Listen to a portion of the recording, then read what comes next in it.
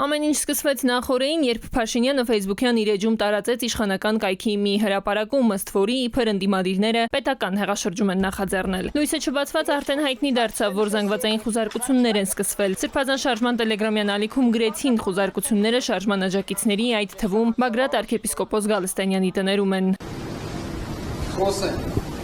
Հետո Հույդա Հայաստանի գերագույն մարմինը հայտարարություն տարածեց, խուզարկություններ են նաև մարմնի որոշ ներկայացուցիչների բնակարաններում։ Այսօր արդեն քչականը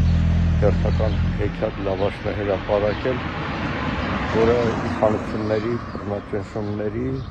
վախերի արտահայտությունն է։ Քննչական կոմիտեի հրապարակումը, որ մեջբերում է ընդդիմադիր падգամավորը, հաղորդում է սրբազան պայքարի կողմից ահաբեկչական եւ իշխանությունը զավթելուն ուղղված գործողությունների բացահայտման մասին։ Ըստ հաղորդագրության, հանցավոր խմբի անդամները հստակ պլանավորել են, որ շարժման առջև դրված վերջնական նպատակը պետք է իրագործվի ոչ թե հանրահավաքի միջոցով, այլ մասնակիցների կողմից 24-ից 36 ժամվա ընթացքում։ Հայաստանի Հանրապետությունում իշխանությունը զավթելու իրենց հանցավոր նպատակն իրագործելու նպատակով ՎԳ-ն եւ հանցավոր խմբի մյուս անդամները պլանավորել են կատարել ահաբեկչություն։ Այն է քաղաքացիական անձանց կյանքից զրկելու, առողջությանը ծանր կամ միջին ծանրության վնաս պատճառելու, խոշոր չափերի գույքային վնաս պատճառելու եւ այլ ծանր հետևանքներ առաջացնելու, վտանգով զուգորդված հրավտանգ ապրանքներ, մասնավորապես Երևան քաղաքում եւ հանրապետության այլ ճանապարհներին գտնվող թունելները գծապատելու, տրանսպորտային միջոցների հիմնական շարժն ապահովող խոշոր եւ բանուկ փողոցներում, պողոտաներում տասնյակ ավտոմեքենաների վթարների տձևացում, իսկ իրականում դրանց դիտավորյալ բախումներ կազմակերպելու, ինչպես նաև այլ, այդ թվում տրանսպորտային միջոցները վնասելով կամ դրանք այրելով կատվածահար անել ողջ հանրապետության տրանսպորտային շարժը։ Քննչականի այս ծավալուն հայտարարությունը տարածելով Փաշինյանը դարձյալ Facebook-ում գրեց մեջբերում. իրավապահները կանխեցին Հայաստանի Հանրապետությունը ապակայունացնելու եւ իշխանությունը բռնազավթելու քրեաօլիգարխիա կղերական խոշոր ու եղկելի պլանը։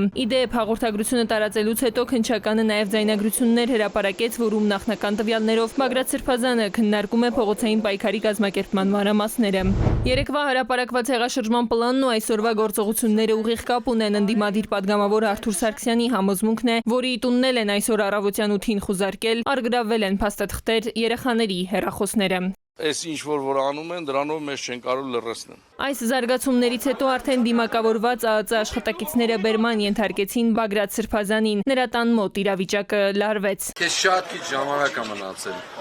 Դիմացի կգան։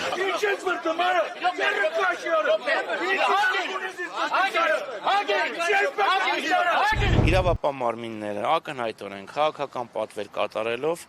բռնաճնշումներ են սկսել